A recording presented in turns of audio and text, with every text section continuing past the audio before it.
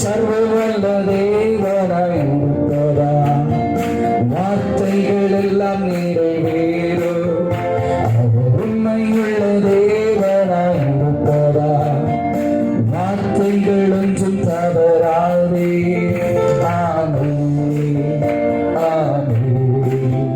வாக்குத்தத்தங்கள் எல்லாம் ஆமென், ஆமென், ஆமென். இயேசு சொன்னதெல்லாம் ஆமென், ஆமென், ஆமென். வாக்குத்தத்தங்கள் எல்லாம் ஆமென், ஆமென், ஆமென். இயேசு சொன்னதெல்லாம் ஆமென். அங்கிள் அவர்கள் பைபிள் ஸ்டடி நடத்துவார்கள்.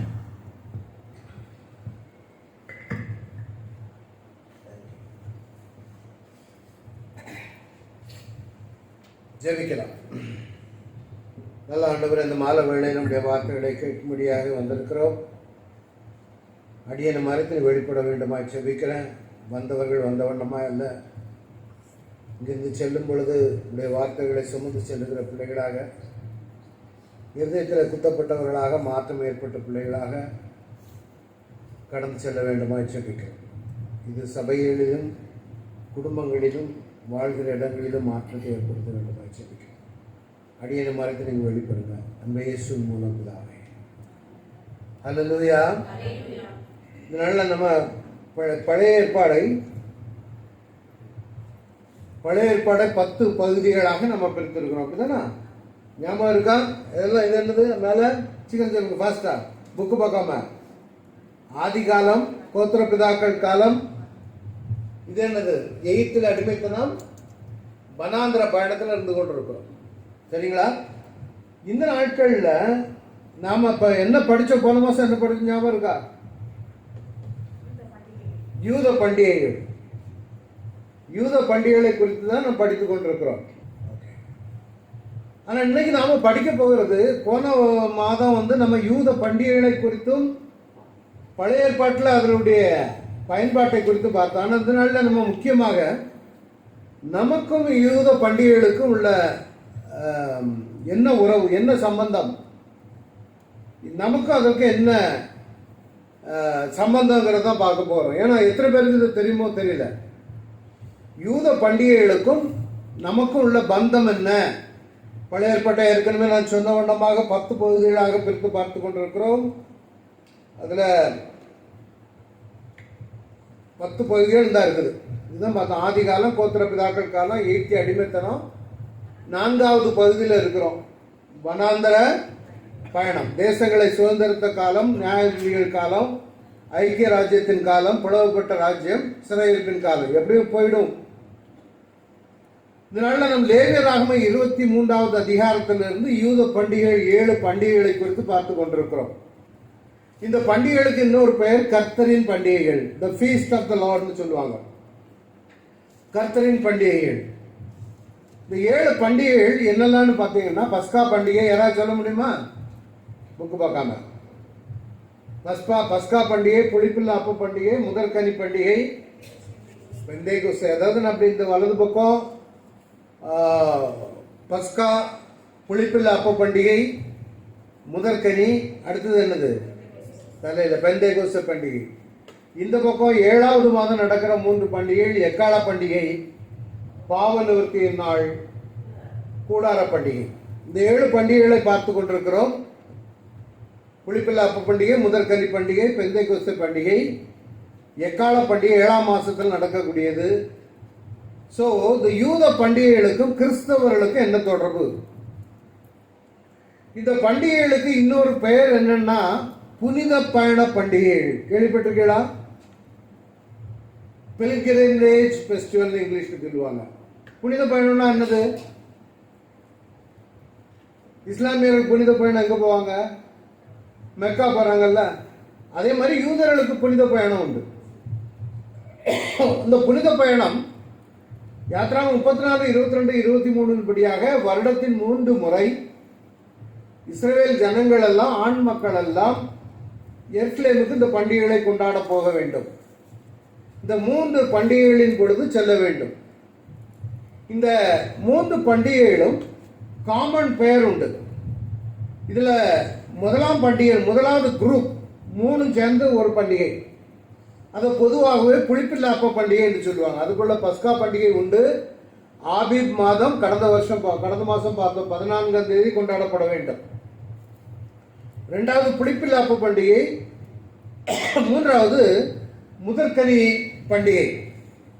இந்த 3 சேர்த்து ஒரு பண்டிகை. 1ஆம் மாதத்துல ஒரு ஆபீப் மாதத்துல இதை கொண்டாடுவார்கள். அடுத்தது 2வது செட் என்னன்னா, இது நிறைவேறி விட்டது. கீழப்பட்டு நிறைவேறிட்டு கிறிஸ்தவர்களுக்கு நமக்கு என்னன்னா பஸ்கா சிம்பிளா சொல்லிட்டு அப்புறம் விளக்கம் கொடுக்கிறார். பஸ்காவாகிய இயேசு உங்களுடைய வாழ்க்கையில என்னுடைய வாழ்க்கையில அடிக்கப்பட்டிருக்க வேண்டும்.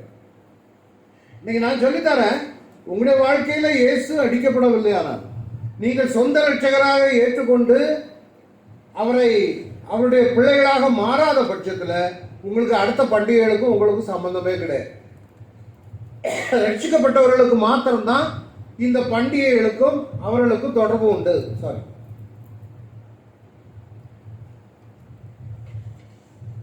என்னன்னா பஸ்கா பண்டிகை நம்ம கடந்த வாரம் பார்த்தோம். நமக்காக யார் அடிக்கப்பட்டது? இயேசு கிறிஸ்து.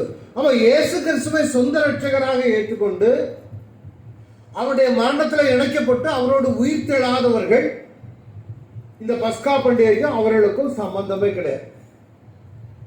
அதுக்கு அடுத்த பண்டிகை புளிப்பில்லா அப்ப பண்டிகைக்கு போகவே முடியாது. புளிப்பு எதை குறிக்கிறது? பாவத்தை குறிக்கிறது. ரட்சிக்கப்படாத ஒருவரிடத்திலிருந்து பாவம் இல்லாத வாழ்க்கையை எதிர்பார்க்க முடியாது. 3வது முதற்கனி பண்டிகை. அது என்ன பண்டிகைனா இயேசு கிறிஸ்துவின் உயிர்த்தெழுதலை குறிக்கிற பண்டிகை. இயேசுவோடு உயிர்த்தெழாதவன் அடுத்த பண்டிகை என்ன பண்டிகை? தலையில சொன்னேன், பெந்தேகோஸ்தே பண்டிகை. இந்த பெந்தேகோஸ்தே பண்டிகைக்குள்ள யாரும் போக முடியாது. பெந்தேகோஸ்தே பண்டிகை முடிந்து இந்த பக்கம் எக்கால பண்டிகை, பாவ நிவர்த்தியின் பண்டிகை, கூடார பண்டிகை. இந்த 3 பண்டிகைகளுமே இந்த பெந்தேகோஸ்தே பண்டிகை தொடர்ந்து கொண்டிருக்கிறது. இந்த 3 பண்டிகைகளும் நிறைவேறிட்டு இயேசு அடிக்கப்பட்டார், முதற்கனி அவர் உயிர் தெழுந்தார், பாவம் இல்லாத வாழ்க்கை. அடுத்தது இது தொடர்ந்து நடந்து கொண்டிருக்கிறது. எது? பெந்தேகோஸ்தே பண்டிகை. இன்றைக்கும் பரிசுத்த ஆவியானவர் பொழிந்தருளப்படுகிறார். 3வது சற்று எக்கால பண்டிகை. வரப்போற எக்கால துவனி முழங்க வேண்டும். அவர் வரும் ரகசிய வருகையிலே நாம் எடுத்துக்கொள்ளப்பட வேண்டும். அல்லேலூயா.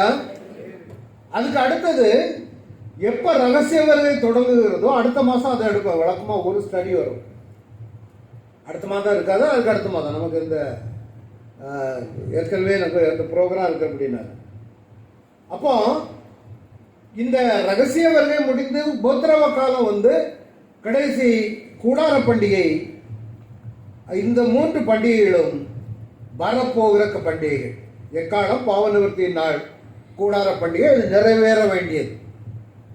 நான் ஏற்கனவே சொன்னேன், இந்த இஸ்ரவேல் தேசத்துல பண்டிகைகள் எல்லாமே அவர்களுடைய அக்ரிகல்ச்சர் அதை சார்ந்தது, அவருடைய விவசாயத்தை சார்ந்ததுதான் இந்த இவருடைய பண்டிகைகள். இப்போ நிசான் ஆபீப் மாதம் ஏப்ரல் மாதம் தொடங்கிச்சுன்னா, ஏப்ரல் மாதத்திலிருந்து ஏப்ரல், மே, ஜூன், ஜூலை, ஆகஸ்ட், செப்டம்பர் 6 மாதங்கள் அறுவடையின் காலம்.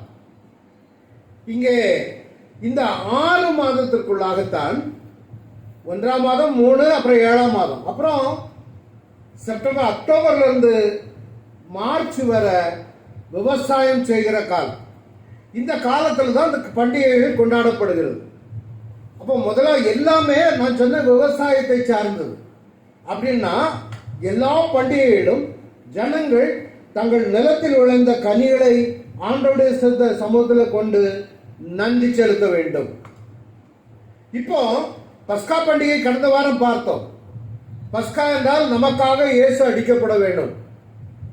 இந்த இயேசுடைய மரணத்தோடு பங்குடையவர்களாய் கிறிஸ்தவர்கள் காணப்பட வேண்டும்.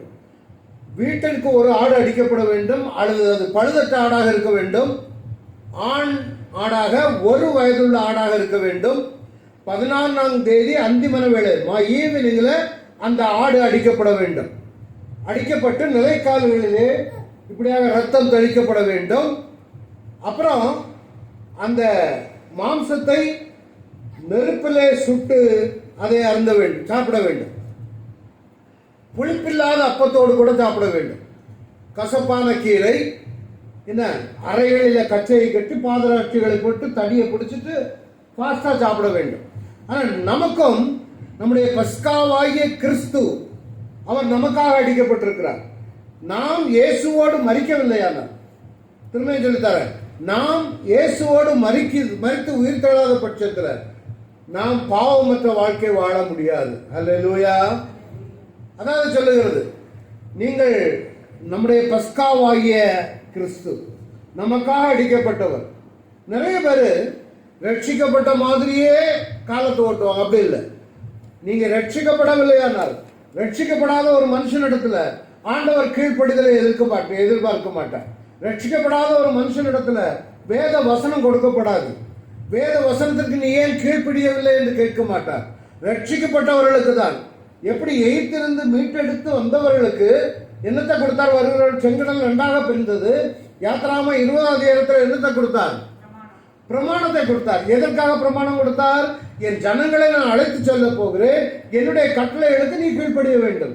ஏன் அதற்கு முன்பதாக கொடுக்கப்படவில்லை? அடிமைத்தனத்தில் இருக்கிறாங்க. அவர்களுக்கு யெகோவாகிய தேவனை தெரியாது. அவர்கள் புறஜாதிகளோடு கலந்து இருக்கிறாங்க. புறஜாதிகளை போல விக்கிரகங்களை வணங்கி கொண்டிருக்கிறாங்க. எப்பொழுது ஆண்டவர் அந்த மனிதனை பாவத்திலிருந்து தூக்கி எடுக்கிறாரோ, எப்பொழுது மனிதன் அந்த யூதர்களை எய்த்தின் அடிமைத்திலிருந்து தூக்கி எடுத்தாரோ, அடுத்தால நேர கொண்டு வந்து அவரை நீ எனக்கு கீழ்ப்படுகிறான்னு சொல்லல, பிரமாணங்களை கொடுக்கிறார். அதனாலதான் 10 கற்பனைகளை கொடுக்கிறார். நமக்கு அதை தான் கொடுக்கிறார். நீங்க ரட்சிக்கப்பட்டு வந்தீங்களா? அவங்க ஞானஸ்நானம் எடுக்கும்போது கையில பைபிளை தான் முதல்ல கொடுத்து அனுப்புவாங்க. ஏன் ஏன் சொன்னாங்க? இது சொல்லுங்க. ஏன் நாம வாசிக்கல கீழ்ப்படியில அப்படின்னு கீழ்ப்படியணும். கல்யாண வீட்டுல எதை கொடுக்குறாங்க? முதல்ல உங்களுக்கு சொன்னேன்னு தெரியல. அந்த காலத்துல நான் ஒரு கதை அடிக்கடி சொல்லுவேன். என் ஒய்ஃபுக்கு இதெல்லாம் கேட்டு கேட்டு போர் அடிச்சு. திருமண வீட்டுல புது பொண்ணுக்கும் புது மாப்பிள்ளைக்கும் முதல்ல கல்யாணம் பைபிளை கொடுத்தாங்களாம். நல்ல புது பைபிள் வாங்கியாச்சு. இந்த பைபிள் என்ன செய்துச்சு? ஒரு டைரி எழுத ஆரம்பிச்சிடும். ஒரு கற்பனை. எது எழுதுது?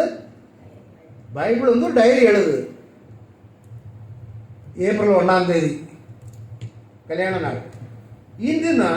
இன்று என்னை புதுமண தம்பதிகளுக்கு பரிசு அளிப்பாக கொடுத்தார்கள்.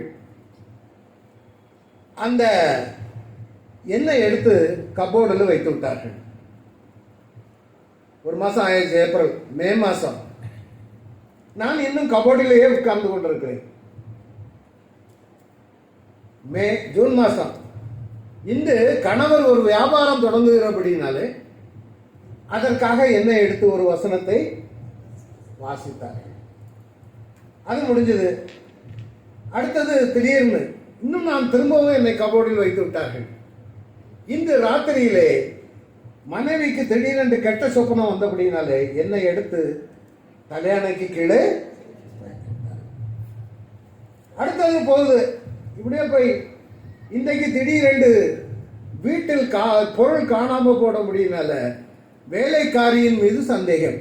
அதனால என்னை எடுத்து என் மேல் அடித்து சத்தியம் பண்ணும்படி சொன்னார்கள்.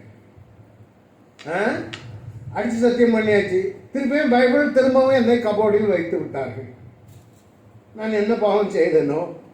கடைசியாக வேலைக்காரிக்கு பிசாசு பிடித்து விட்டது. என்னை எடுத்து வேலைக்காரியின் தலையில் அடி அடி என்று அடித்து பிசாசை விரட்ட பார்த்தார். இதுதான் நிறைய பேருக்கு பைபிள் இருக்கு.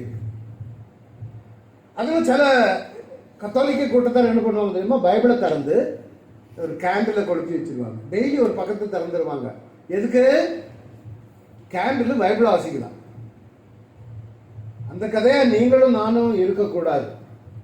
பிரமாணம் கொடுத்ததனுடைய நோக்கம் உங்களுடைய என்னுடைய வாழ்க்கையில நித்திய பரலோக ராஜ்யத்துக்கு நேராக பயணப்படும் பொழுது உங்களுக்கு ஒரு வழிகாட்டி அது. அல்லேலூயா. அதனால அவர் கொடுக்கிறார். நீங்க முதப்படி தாண்டவ ரட்சிக்கப்பட்ட உடனே உங்களுடைய வாழ்க்கையில பிரமாணம் வேலை செய்ய ஆரம்பிக்கும். சத்தியத்தை அறிவீர்கள். அப்ப அந்த சத்தியம் விடுதலை ஆக்கிட்டுல, அதுக்கு பிறகு அந்த சத்தியம் உங்களை கைட் பண்ண வேண்டும். அதனால அடுத்தால புளிப்பில்லாதவர்களாக இருக்கிறபடியே புதிதாய் பிசைந்த மாவாய் இருக்கும்படிக்கு பழைய புளித்த மாவை எதுக்கு? ஏனெனில் நம்முடைய பஸ்காவாயை கிறிஸ்து நமக்காக. அப்படின்னா இரண்டாவது பண்டிகை புளிப்பில்லாத பண்டிகையை கொண்டாட வேணுமானால் நம்முடைய வாழ்க்கையில புளிப்பு காணக்கூடாது. பழைய புளித்த மாவை புறம்பே கழித்து போடுங்கள். இயேசு நமக்காக அடிக்கப்பட்டார். அப்போ நம்முடைய வாழ்க்கையில புளிப்பில்லா அப்ப பண்டிகை ரொம்ப ஒரு முக்கியம். இஸ்ரேலுடைய வாழ்க்கையில பார்த்தீங்கன்னா புளிப்பு ஒரு வாரம் புளிப்பு இந்த எங்க இருக்கக்கூடாது. புளிப்பை தொட மாட்டாங்க அவங்க. புளிப்பு எதுக்கு தேவை? ரொட்டி சுடுறதுக்கு என்ன வேணும்? ஈஸ்ட் வேணும்ல. ஈஸ்ட் போட்டா என்ன ஆகும்? ரொட்டி உப்பி வரும், அப்படிதானே? அந்த ஈஸ்ட் இல்லாம அதுதான் சொல்றாங்க புளிப்பில்லா அப்ப பண்டிகையை நீங்கள் கொண்டாட வேண்டும். இந்த புளிப்பு இஸ்ரேல் தேசத்துல புளிப்பில்லா அப்ப பண்டிகை ஒரு வாரம் கொண்டாடுவாங்க. பஸ்கா பண்டிகை முடிஞ்சதும் அந்த சாபத் எல்லாத்துக்குமே கணக்கு சாபத் சாட்டர்டே சனிக்கிழமை தான் கணக்கு ஆரம்பிக்கும். அதுல ஒரு வாரம் புளிப்பு இருக்கவே கூடாது. இப்போ உதாரணத்துக்கு தம்பி அருண்குமார் ஒரு பேக்கரி வச்சிருக்கான்னு வச்சுக்காங்க. அவர் ஒரு யூதன், இங்க ஒரு பேக்கரி வச்சு ரொட்டியெல்லாம் வைக்கிறாரு, நல்ல பிசினஸ். ஆனால் இந்த ஒரு வாரம் அளவும் இவர் என்ன செய்வார் தெரியுமா? ஒன்று அந்த பேக்கரியை மூடுவார், அல்லது யூதன் அல்லாத ஒரு மனிதனுக்கு இந்த கடையை லீஸு கூப்பிடுவார். இப்போ ஜபா இருக்கார், ஜபா குடிச்ச ஜபா, எனக்கு புளிப்பில்லா அப்ப பண்டிகை வருது, நாங்கள் புளிப்பு வைக்கக்கூடாது. அந்த நாட்களில் புளிப்பே இருக்காது. எவனாவது புளிப்பு காணப்பட்டுச்சுன்னா, எவனாவது இந்த புளிப்புள்ள அப்பத்தை சாப்பிட்டுட்டு இருந்தாலே அவனை கொண்டு விடுவாங்க. அவ்வளோ வைராக்கியமான ஜனங்கள். ஸோ இந்த புளிப்பில்லா அப்ப பண்டிகைனாலே அந்த சுற்றி சூழ்நிலையில எங்குமே புளிப்பு காணப்படவே கூடாது. என்னெல்லாம் பண்ணுவாங்க தெரியுமா? வீட்டில் உள்ள பாத்திரங்கள் எல்லாம் என்ன செய்வாங்க? முதல்லையா கம்ப்ளீட்டா சுத்தி வச்சிருவோம். ஏன்னா புளிப்பு ஈஸ்ட் எங்கேயாவது ஒட்டிக்கிட்டு இருக்கும். ஊறுகாய் போடும்போது தெரியுமா? ஊறுகாய் போடும்போது என்ன செய்யணும்? நல்ல தண்ணியில கழுகி ஈரத்தோட எலுமிச்சையே வெட்டி போடணுமா, இல்லை காய வச்சுட்டு போடணுமா? காய பூத்து போயிடும், இந்த மாதிரி ஃபங்கல் ஆயிடும். தொடக்கூடாது. ஏன் கையெல்லாம் பட்டுட்டுன்னு வைங்க, அவ்வளோதான், சாப்பாடே தொலைஞ்சு கெட்டு போயிடும். அந்த நாட்களில் எங்கள் மாவு எங்கள் வீட்டில் நான் சின்ன பிள்ளை இருந்தேன், எங்கள் அம்மா என்ன பண்ணி சொல்லுவாங்க, டே இந்த மாவை கொஞ்சம் நீ மிக்ஸ் பண்ண, அது பண்ணி நீ உன் கையை பட்டா புளிச்சு போயிடும். சிலர் கைக்கு ஈஸியாக புளிச்சிடும். அது மாதிரி புளிப்புங்கிறது இந்த இது எதுக்கு உங்களுக்கு புரிய வேண்டும் என்பதற்காக சொல்ல வருகிறேன். இது இந்த இதுதான் புளிப்பில்லாத அப்பம், அப்படிதான் இருக்கும். சரி, அந்த மாதம் 15ஆம் தேதியிலே கர்த்தருக்கு புளிப்பில்லா அப்ப பண்டிகை இருக்கும். 7 நாள் புளிப்பில்லா அப்பங்களை புசிக்க வேண்டும். இந்த புளிப்பில்லாத அப்படின்னு புளிப்பில்லா அப்ப பண்டிகை அப்படின்னா இதுல பைபிள்ல இது நான் அதுக்குள்ள போகல, பழைய ஏற்பாட்டுக்குள்ள. புதிய ஏற்பாடு என்ன சொல்லுது பாருங்க. 1 கொரிந்தியர் 5ஆம் அதிகாரம் 7-8 பார்த்தீங்கன்னா, நீங்கள் ஆகையால் வாசிங்க எல்லாம் சேர்ந்து, ஆகையால் நீங்கள் புளிப்பில்லாதவர்களாய் இருக்கிறபடியே புதிதாய் பிசைந்த மாவாய் இருக்கும்படிக்கு பழைய மாவை பழைய புளித்த மாவை புறம்பே.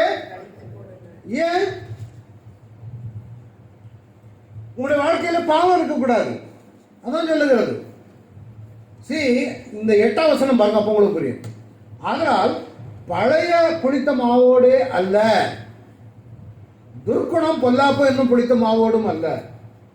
நான் ரட்சிக்கப்பட்டுட்டேன் அப்படின்னா நல்ல கவனிங்க, துர்க்குணம் பொல்லாப்பு உங்களுடைய வாழ்க்கையில காணப்படும். உதாரணத்துக்கு நாவை எடுத்துக்காங்க. ஒரே நாவில் இருந்து என்ன என்ன தண்ணீர்லாம் வரக்கூடாது? கசப்பும் தித்திப்பு. இந்த நாள் தான் தேவனை மகிமைப்படுத்துகிறோம், ஸ்தோத்தரிக்கிறோம். இதே நாவில் மனுஷன் என்ன செய்கிறோம்? சபிக்கிறோம், திட்டுகிறோம், கெட்ட வார்த்தை பேசுகிறோம்.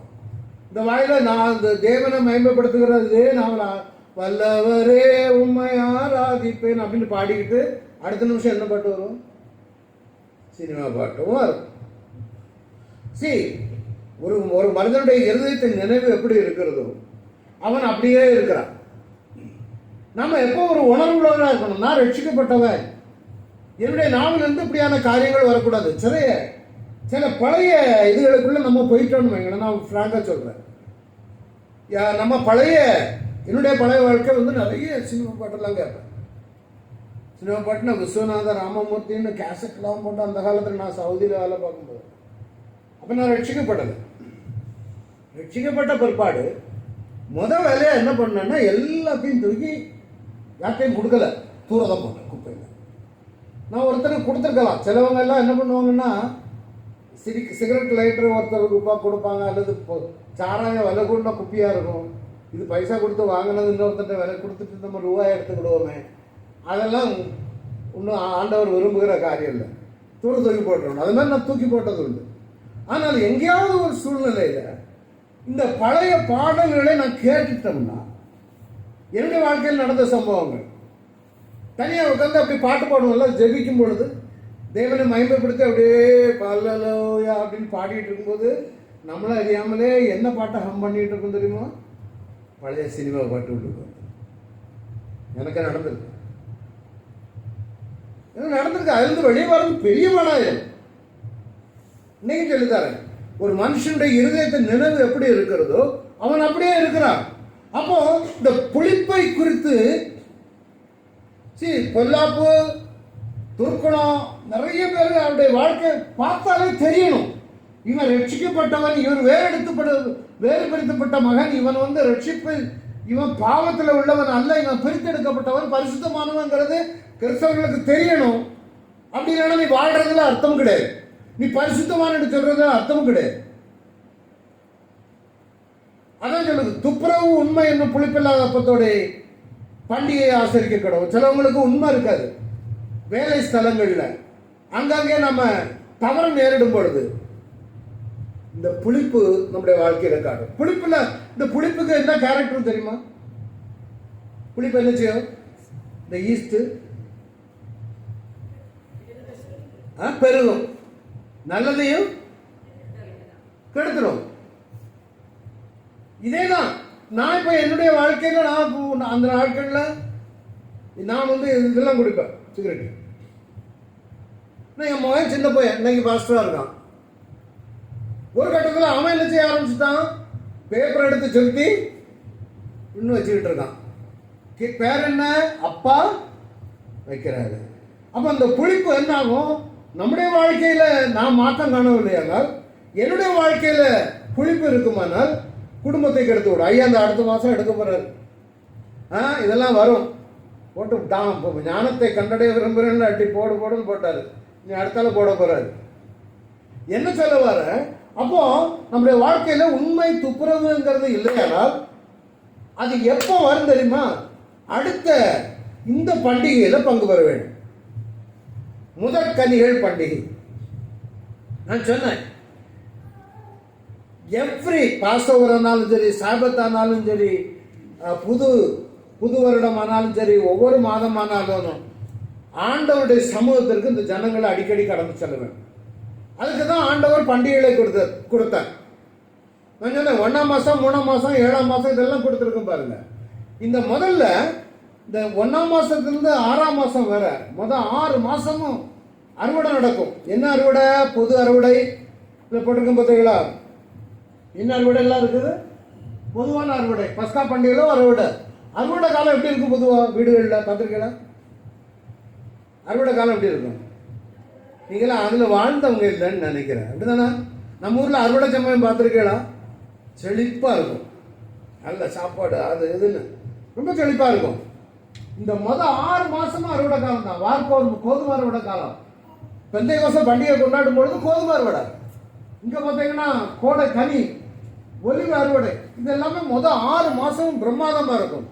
இந்த 6 மாசமும் இந்த பண்டிகைகளை ஆண்டவர் 7 பண்டிகைகளை பிரிச்சு கொடுத்திருக்கிறார். ஏன்னா மகிழ்ச்சியான காலம். இந்த காலகட்டங்களில் ஜனங்கள் தங்களை தாழ்த்த வேண்டும், தங்களுடைய ஆத்துமாக்களை தாழ்த்த வேண்டும், உபவாசம் இருக்க வேண்டும், தேவனுடைய சமூகத்தில் அவருடைய உறவை பலப்படுத்தி கொண்டிருக்க வேண்டும். இது இஸ்ரவேலருக்கு அல்ல மாத்திரமல்ல, நமக்கும் கொடுக்கப்பட்டிருக்கிறது. இந்த முதற்கனி பண்டிகை நமக்கும். இது எல்லாமே வசந்த காலம், இளைஞர் காலம், எல்லாமே விவசாயத்தை பொறுத்தது தான். அதனாலதான் அவர் பாலும் தேனும் ஓடுகிற தேசம். அங்க இங்க டேம் கட்டி வச்சிருந்தாங்களா இஸ்ரவேல்ல? இல்ல, வானத்தின் தண்ணீரை குடிக்கிற தேசம். என்ன, அங்க நீங்க எய்த்துல கால்களால் தண்ணீரை பாய்ச்சினது போல அங்க அல்ல.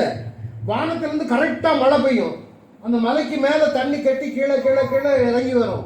ஒவ்வொரு காலகட்டங்களிலும் தண்ணி பாய்ந்து கொண்டே இருக்கும்.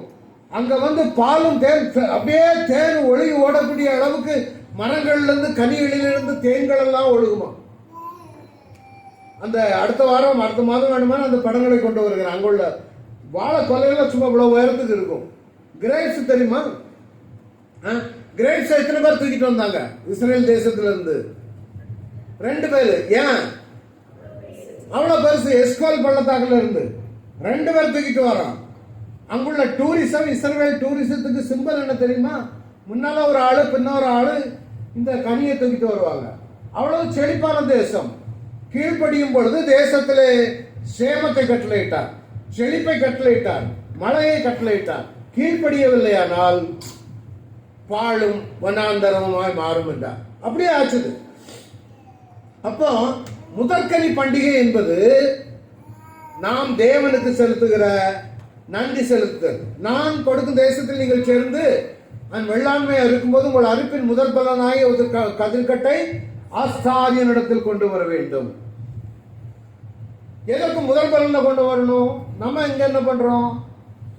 அறுப்பின் பண்டிகை இருக்குல்ல. இப்போ எங்க வீட்டுல ஒரு பாவக்காய் இருந்துச்சு, ஒண்ணுதான் வளர்ந்துச்சு, இன்னொரு போச்சு. எங்க வீட்டம்மா அந்த பாவக்காயை தூக்கிட்டு பாஸ்டர் மட்டும் கொண்டு வந்துட்டான். அது என்னது? முதல் பலன். நான் நமக்கு அடிச்சு சாப்பிடலாம் நம்ம நினைப்போம். அந்த முதல் பலன் நான் ஆண்டவருக்கு கொடுக்கும்போது ஆண்டவர் நமக்கு நிறைய பாவக்காய கொடுப்பார். அதான் என்னன்னா, எதுக்குன்னா ஆண்டவர் அவரோட தன்னோடு உள்ள உறவுல என் பிள்ளைகள் தொய்வு பற்றக்கூடாதுன்னு சொல்லிதான் இந்த பழக்கங்களை அவர்களுக்கு கொடுத்தார். நமக்கு என்ன தெரியுமா? முதற்கனி என்பது கிறிஸ்துவோ மரித்தோரிலிருந்து நித்திரை அடைந்தவர்களின் முதல் பலனாக. அப்படின்னா யாரு? என்ன அர்த்தம்? நாம் கேட்கறது புரியுதா? மரித்தவரிலிருந்து நித்திரை அடைந்தவர். மரித்தவரிலிருந்து எழுந்து என்ன அர்த்தம்? என்ன கேள்வி புரியுதா இல்லையா? இறந்தாங்களா? இறந்துட்டாங்கல்ல. இறந்துட்டு உயிரோடு எழுந்தது யாரு? முதலாவது லாசர் உயிரோடு வந்தாரா? சரி. வேற யாரு? என் வீரனுடைய மகள் இல்லையா? அப்புறம் வேற மகன் நாயன் ஒரு விதவை. வேற பழைய ஏற்பாட்டில் எலிசா எழுப்பின குழந்தை இல்லை. ஆனா அவங்கெல்லாம் திருப்பி இறந்து போனாங்களா? இது எல்லாம் இறந்துட்டாங்க. ஆனா இயேசு மாத்திரமே மரித்தோரிலிருந்து எழுந்து நித்திரை இறந்து போனவர்களின் முதற் பலனாக எழுந்து வந்தவர். புரியுதா? அப்போ மனுஷனால் மரணம் உண்டானபடியினாலே மனுஷனால் மரித்தோரின் உயிர்த்தெழுதல் உண்டாயிற்று.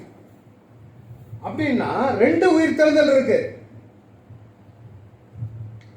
இப்ப ரட்சிக்கப்பட்டவன், இயேசுவை ஏற்றுக்கொள்ளுகிறவன் இயேசுவோடு மரித்தவனா இல்லையா? ஒரு மனுஷன் இயேசுவை சொந்த ரட்சகரா ஏற்றுக்கொண்டான்னு வைங்க, அது அர்த்தம் என்ன? இயேசுவோடு மரித்தவன். அதே மனிதன் இயேசுவோடு உயிர்த்தெழுந்திருக்கவும் வேண்டும். நீ இயேசுவோடு எழுத ரோமர் 6 அதிகாரம்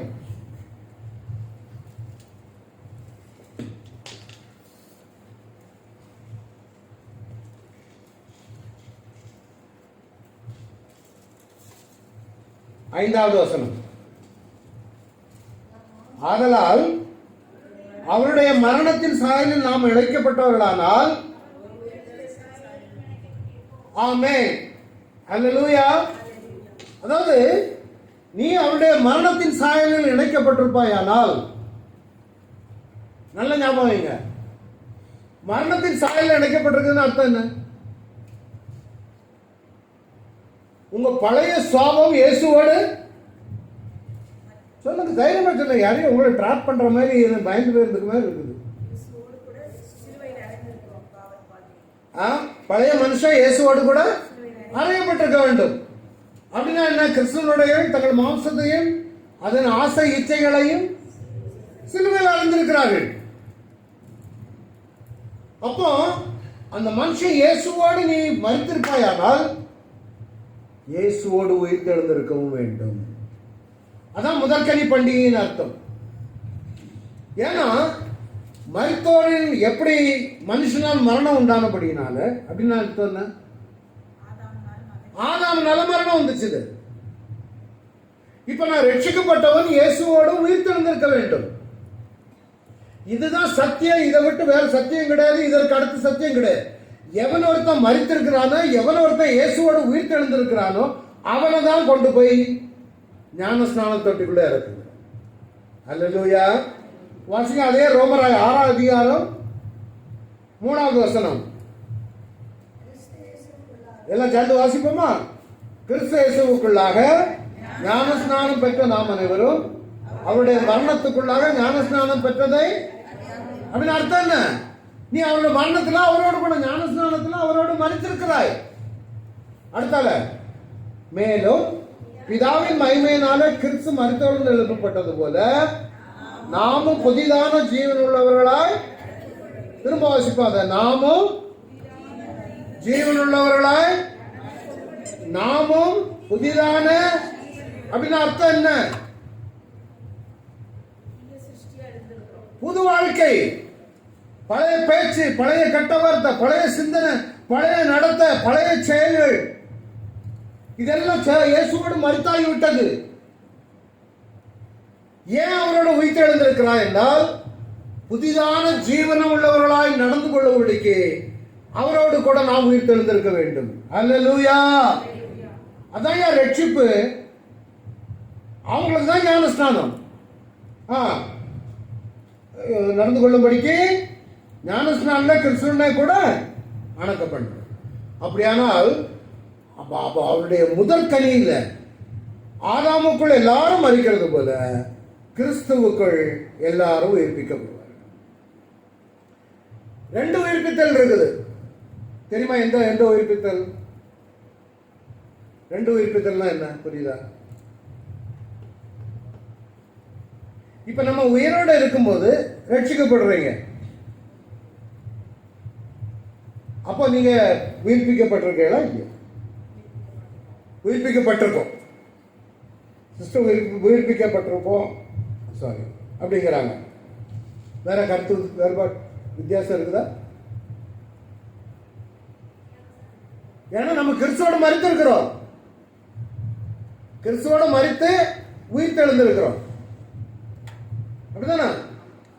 எந்த மனுஷன் கிறிஸ்துவோடு மரித்து உயிர் தெழுந்திருக்கிறானோ அவன்தான் ஆண்டவர் வரும்பொழுது அவன் மரித்தால் உயிர் தெழுவான். என்னை மரிக்கிறவன், என்னை விசுவாசிக்கிறவன் மரித்தாலோ பிழைப்பான். அப்போ இன்னும் சிம்பிளா சொல்ல போனா, ஒரு முறை பிறந்தவனுக்கு, நல்ல கவனிங்க, ஒரு முறை பிறந்தவனுக்கு 2 மரணம். என்ன அர்த்தம்? கன்ஃபியூஸ் ஆகுதோ? சொல்ல வேண்டாம், பாருங்க, எல்லாரும் சிந்திக்க விடுவோம். ஒரு முறை பிறந்தவனுக்கு, தாயின் வயிற்றில் பிறந்தவனுக்கு 2 மரணம். அப்படின்னா அர்த்தம் என்ன?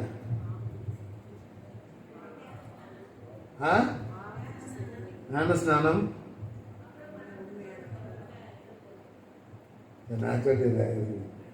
ஒரு முறை பிறந்தவன்னா தாயின் வயிற்றுல பிறந்து ரட்சிக்கப்படாம இருக்கிறான் பார்த்தேடா. இப்ப என்ன எடுத்துக்காங்க, நான் எங்க அம்மா பிறந்தவன், ஒரு முறை பிறந்தவன், ரட்சிக்கப்படலை. நான் திடீர்னு எனக்கு மரணம் சந்திக்குது, என்ன அடக்கம் பண்ணியாச்சு, ஒரு மரணம் முடிஞ்சுதா? ஒரு முறை பிறந்தவனுக்கு நான் 2 மரணம் சொன்னேன், அப்படிதானே? இப்போ ஒரு மரணம், நான் திடீர்னு ஜீவன் போயிட்டு நான் அடக்கம். பிறகு நியாய தீர்ப்பு வருது.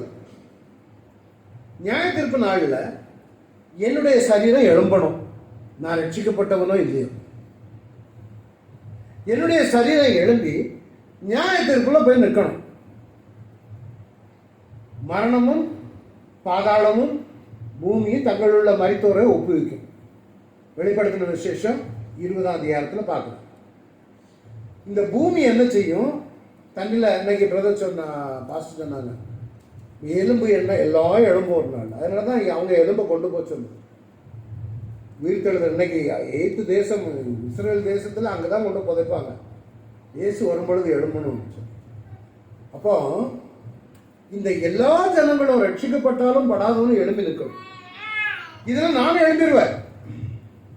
எழும்பி நியாயத்திற்கு வரும்பொழுது ஆண்டவர் சொல்லுவார், நீ மரணத்திற்கு பாத்திரவான், யூ ஆர் டெட், ஃபினிஷ்ட். இப்போ எனக்கு எத்தனை மரணம்? ஒரு முறை பிறந்தவனுக்கு 2 மரணம். இயேசுவின் வருகை தாமதிக்குமாறு. 2 முறை பிறந்தவனுக்கு ஒரு மரணம் அல்லது மரணமே கிடையாது. விளக்கம் சொல்லித்தாங்க. இப்ப நான் ஒரு முறை பிறந்தவன், மாம்சத்தில் எங்க அம்மா வயிற்றிலிருந்து பிறந்தவன். இப்ப நான் இயேசுவை சொந்த ரட்சகராக ஏற்றுக்கொண்டு 2வது பிறந்திருக்கேன். இப்ப 2 முறை பிறந்த எனக்கு திடீரென்று இயேசு வருவாரானால் எனக்கு எத்தனை மரணமே கிடையாது, நான் எடுத்துக்கொண்டு. அதான் அடுத்த மாசம் மிஸ் பண்ணாதங்க, ரொம்ப பெரிய டாபிக், எக்கால பண்டிகை. நான் ஒரு முறை, அதாவது 2 முறை பிறந்திருந்தால், அம்மா வயிற்றுல மறுபடியும் ரட்சிக்கப்பட்டிருந்தால், ஒருவேளை இயேசு வந்து விட்டார் என்றால் நான் எடுத்துக்கொள்ளப்படுவேன். இயேசு வரல, மரணம் என்ன சந்திச்சுன்னா, மரணம் சந்திக்கிறது என்ன அடக்கம் பண்ணிட்டாங்க. அதுக்கு பிறகு நியாய தீர்ப்புல நான் எழும்பி நிற்பேன். இப்போ எனக்கு மரணம் வருமா வராதா? நான் நித்திய ஜீவனுக்குள்ள போயிடுவேன். 2வது மரணம் கிடையாது. அதனாலதான் சொன்னேன், நம்மள எத்தனை பேர் 2 முறை பிறந்திருந்தீங்கன்னா உங்களுக்கு ஒரு மரணம் இயற்கை மரணம், இயேசு வந்து விட்டார் என்றால் அதுவும் இருக்காது, நாம் எடுத்துக்கொள்ள போகிறோம். புரியுதா இல்லையா? அடுத்த ஸ்டெப்புக்குள்ள போறதுக்குள்ள ஜெபம் பண்ணிட்டு போவோம். இந்த வசனங்களுக்காக நான் உடைய மரணத்தில் இணைக்கப்பட வேணும் ஆண்டவர். நான் முடிக்கல, அடுத்தல போவேன். இந்த உயிர்த்தெழுந்த இயேசுவோடு கூட, உயிர்த்தெழுதின் முதல் பலனானவரோடு கூட, ஆண்டவரே நானும் மரித்து உம்மோடு முழுவதுமாய், இந்த அனுபவம் இருக்கலாம். ஆனால் உங்களுக்கு இதனுடைய இவ்வளவு ஆழமா உங்களுக்கு புரிந்திருக்காது. நானும் உயிர்த்தெழுந்து கிறிஸ்துவோடு உயிர்த்தெழுந்த சாதனை உடையவனாக, ஒருவன் கிறிஸ்துவுக்குள்ளாக இருந்தால் புதிய சிருஷ்டியாக இருக்கிறான். பழையவைகள் எல்லாம் ஒழிந்து போக வேண்டும். கிறிஸ்துவோடு நான் அடக்கம் பண்ணப்பட்டிருக்கிறேன், கிறிஸ்துவோடு உயிர்த்தெழுந்திருக்கிறேன். அல்லேலூயா, நன்றி. கிறிஸ்துவனுடையவர்கள் தங்கள் மாம்சத்தை அதன் ஆசை இச்சைகளை சிலுவையில் அறையப்பட்டிருக்க வேண்டும். இந்த நாளில் ஆண்டவரே என்னை ஒப்பு கொடுக்குற எல்லாம் தான் சொன்னாங்க. இந்த அடுத்த முதற்கனி பண்டிகைக்கு என்னையும் இணைத்துக் கொள்ளுங்க. உயிர்த்தெழுதலின் முதல்வனானவர் கூட இணைந்து, ஆண்டவரே வருகையில் நான் காணப்பட வேணும். வருகை தாமதிக்குமானால் நியாயத்திற்கு நாளில் நான் பரலோகத்திற்கு செல்ல வேண்டும். என்னை ஆயத்தப்படுத்துவ எல்லாம் தலைகளில் கையை வைத்து, ஆண்டவரே நான் தருகிறேன், என்னை ஒப்பு வைக்கிற ஆண்டவரே, பரிசுத்த ஆவியானவரே என்னை ஆவியினால் நிரப்புங்க ஆண்டவர். ஆண்டவர் இந்த இடத்துல சிறு பிள்ளைகளும் முதற்கொண்டு தங்களை ஒப்புக் கொடுக்கிறது பார்க்கிறேன். ஆவியானவர் இறங்கி ஒவ்வொருவரையும் பரிசுத்த ஆவியினால் நிரப்ப வேண்டுமா சொல்லிக்க. உங்களுடைய வருகையில் இவர்கள் எல்லாரும் காணப்பட வேண்டுமா சொல்லிக்க. ஆளுகை செய்ய பேசும் அல்லேலூயா.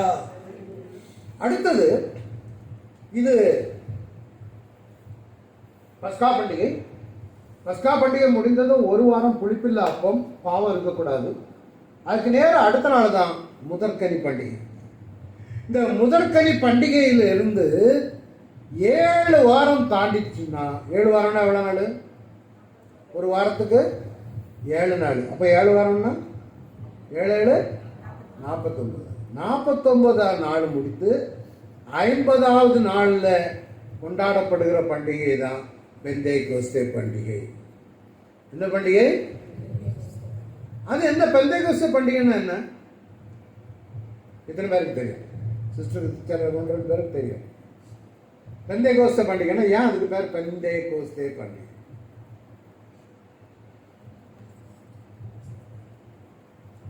பெந்தேன்னா என்ன?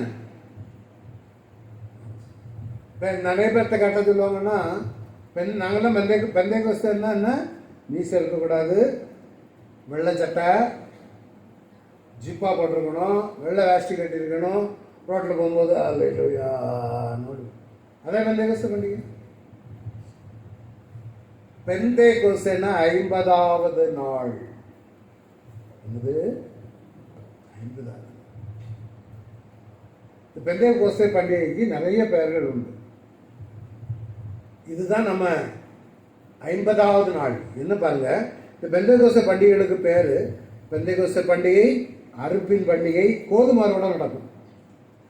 அடுத்தது வாரங்களின் பண்டிகை. ஏன் வாரங்களின் பண்டிகைன்னா 7 வாரங்கள் தாண்டி கொண்டாடப்படுகிற பண்டிகை. இதுலையும் முதற்கனிகளை செலுத்துவாங்க.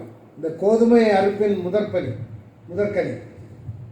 இந்த பெந்தேகோஸ்தே பண்டிகைக்கு இதர பெயர்கள் தான், இத்தனை பெயர்கள் இருக்குது. இப்போ பாருங்க என்ன போட்டிருக்கு பாருங்க. நீங்கள் அசைவாட்டு கதிர்கட்டை கொண்டு வரும் ஓய்வு நாளுக்கு மறுநாள் முதற்கொண்டு. அப்படின்னா என்னது?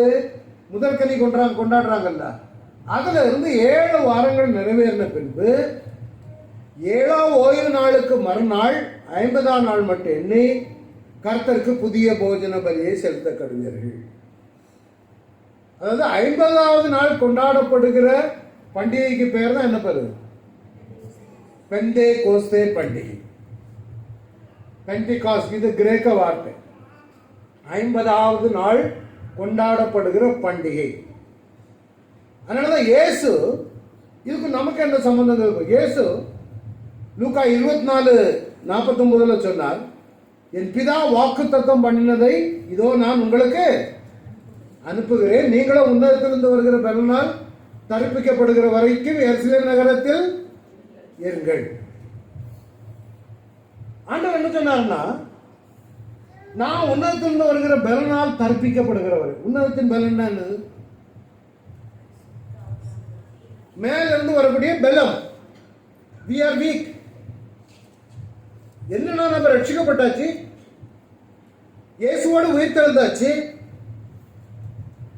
புளிப்பில்லா பாவமற்ற வாழ்க்கை வாழுகிறேன். ஆனாலும் உங்களோட உலகத்துல பலவீனங்கள் தாக்குகிறது.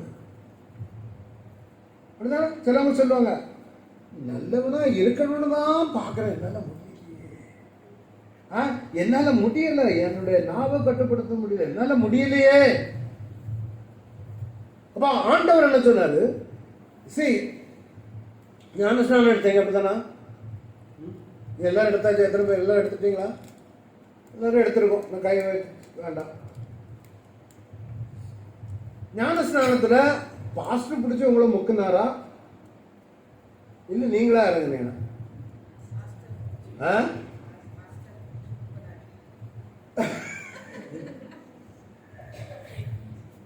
உங்களுடைய விருப்பத்தோட தானே முக்குனாரு. நீங்க சொன்னதுனாலதானே அவர் கையை தான் வச்சாரு. இந்த ஞானஸ்நானம் என்னன்னா, நீங்க ரட்சிக்கப்பட்டதற்கு அடையாளம் தான் அந்த ஞானஸ்நானம். ஆனால் இன்னொரு ஞானஸ்நானத்தை ஆண்டவர் சொல்றாரு அப்போஸ்தலர் 1ஆம் அதிகாரம். அப்போஸ்தலர் 1ஆம் அதிகாரம் 2வது வசனம் வாசிங்க.